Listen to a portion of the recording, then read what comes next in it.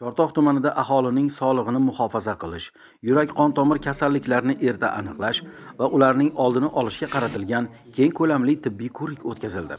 Respublika ixtisoslashtirilgan kardiologiya ilmiy markazi direktori Xurshidbek Fozilov boshchiligidagi malakali mutaxassis shifokorlar guruhi tomonidan tuman sog'liqni saqlash bo'limi bilan hamkorlikda o'tkazilgan tibbiy ko'rik jarayonida 215 nafar fuqaro chuqurlashtirilgan diagnostika tekshiruvlaridan o'tkazildi. Kardiologlar tomonidan yurak ishemik arterial gipertenziya, dilatatsion kardiomiyopatiya, shuningdek tug'ma va orttirilgan yurak nuqsonlari kabi kasalliklar aniqlanib, fuqarolarga zarur tibbiy tavsiyalar berildi.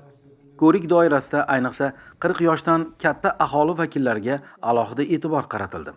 Ular skrining tekshiruvlardan qayta o'tkazilib, aniqlangan tashxislarga muvofiq ambulator sharoitda davolanish bo'yicha tavsiyalar berildi.